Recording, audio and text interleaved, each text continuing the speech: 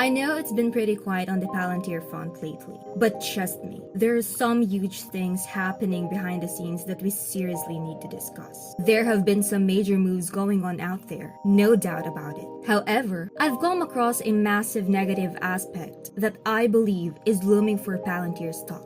I mean, guys, it's a really significant concern and we absolutely need to address it. We need to figure out whether Palantir still belongs in my portfolio or not. So, let's have a chat about all of this today.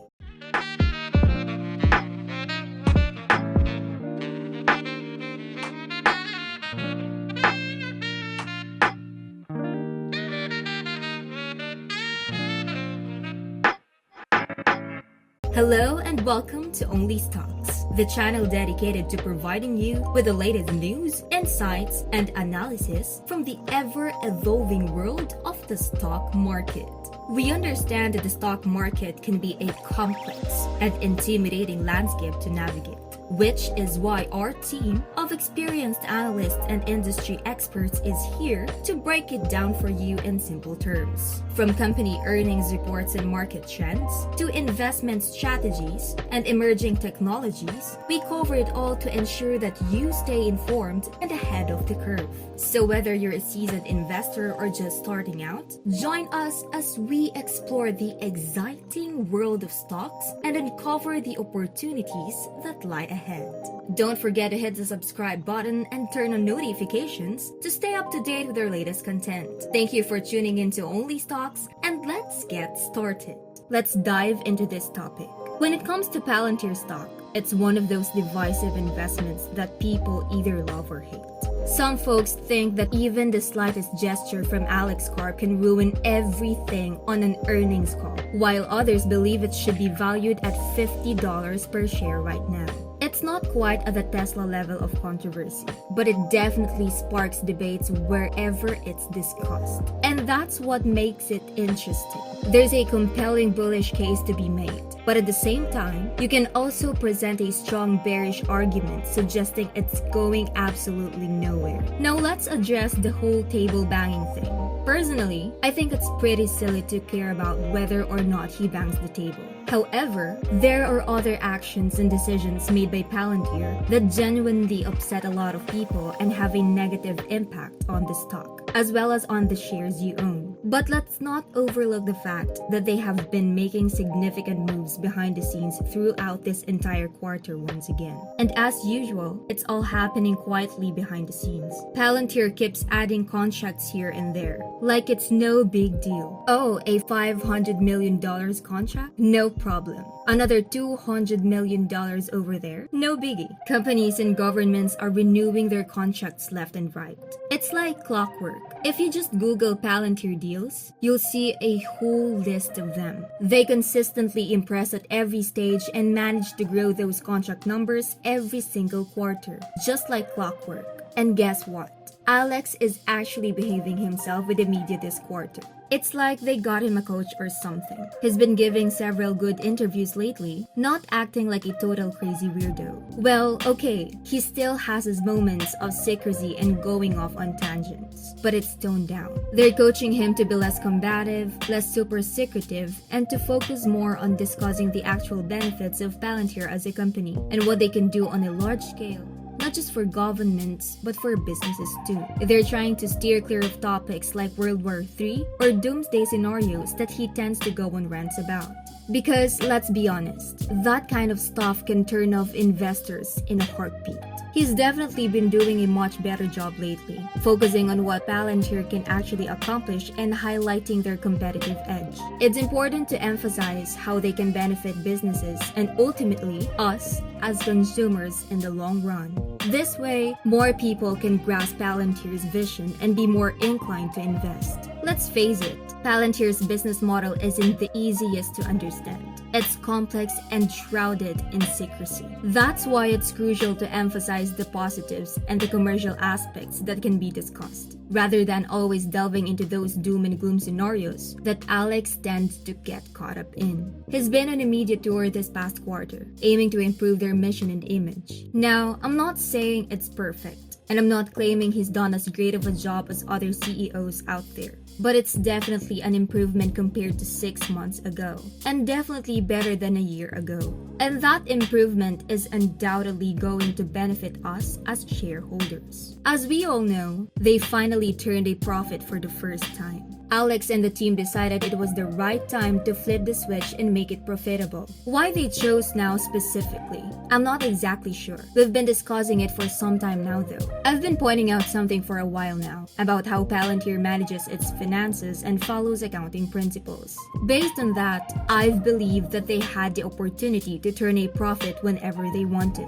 And now, they've finally made that decision, which is great news for us as shareholders. But here's where things get interesting, and it leads to the one massive negative that I want to make you guys aware of.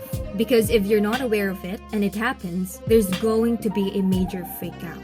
Now, I know how things go on YouTube and elsewhere if something like this occurs. There will be panic and chaos, and I want to make sure you have the information ahead of time. So here it is. I believe they're going to report 1, maybe 2 quarters where they won't be profitable. We're going to see red, guys, and it's bound to cause a lot of alarm. But before you freak out on me, let me explain. I understand that Alex repeatedly said they would be profitable for the year, and that's exactly what he said. Here's where my concern arises. If they expect to be profitable for the entire year, why didn't he simply say, we'll be profitable starting next quarter? Instead, he kept emphasizing being profitable for the year. This tells me that they anticipate a negative quarter or 2 throughout this year. Overall, they expect to be net positive for the year, but that doesn't mean they won't experience individual quarters with negative results. And that's what's going to cause the panic. I can already predict the reactions with people saying, Alex lied, and all sorts of other accusations. It's definitely a concern that I've observed, not necessarily a fear, so I apologize if I used the wrong word.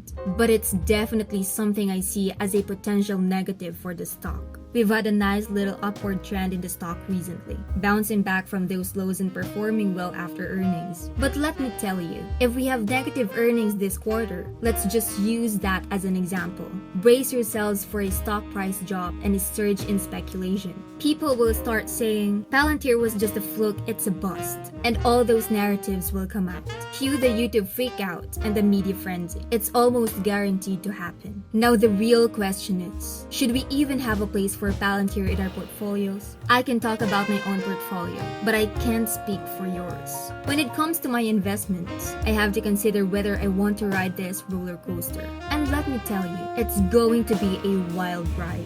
Much like Tesla stock. We might see it soar one moment, and then, if they have a negative quarter or 2, as I suspect, we could suddenly see a massive drop like a 30% plunge or something equally crazy. I can totally envision that scenario unfolding. So it's important to ask yourself if it's the right fit for your portfolio. And in my case, if it's the right fit for mine. Are we ready for another roller coaster ride? So for me, the answer is crystal clear. Palantir is absolutely right for my portfolio. I firmly believe in the long-term vision of the company, and I'm willing to weather the chaos that may come in the interim. Even with the recent run-up, I still consider Palantir to be undervalued. If the market wants to beat it down, that's fine by me. I'll gladly scoop up more shares at a lower price. When Alex mentioned that they would be profitable for the year, I trust in that statement. Looking at the growth rates and taking a 5-year perspective, although they may not be as extraordinary as previously claimed, I'm confident that I'll be a very satisfied shareholder. Patience is key with this stock, just like it is with Tesla, albeit in a different sense. We can expect some rocket ship-like surges, but we also need to be prepared for a slower growth trajectory over the next 3 to 5 years. I understand that not everyone may be willing to wait that long, and I respect that. It might be the best decision for you, but as for me, I'm in it for the long haul. I comprehend the mission, the vision, and where this company is heading. I know it'll be a challenging journey to reach our goals, and I'm aware that not every stock will experience a tenfold increase in a 5-year period. However, I don't need a rapid surge for it to be a fantastic long-term investment from my perspective. I always look 3 to 5 years ahead, and I genuinely believe I'll be a satisfied shareholder within that time frame. So while Wall Street may panic over a negative quarter, I'm thrilled because it means I can add more shares at a discounted price. Exactly where I want to be as a long-term investor. And hey, if you're unsure about how to evaluate or set a price target for a stock like Palantir, feel free to ask me. I've got your back. As always, thanks for tuning in. I hope you found it informative and valuable in your investment journey. If you enjoyed this video, please consider subscribing to our channel to stay up to date on the latest insights and analysis on the stock market. Also, don't forget to hit the like button and share this video with your friends and family. Remember, investing in the stock market can be complex and risky, but with the right information and tools, you can make informed decisions that could lead to substantial returns. See you on our next one.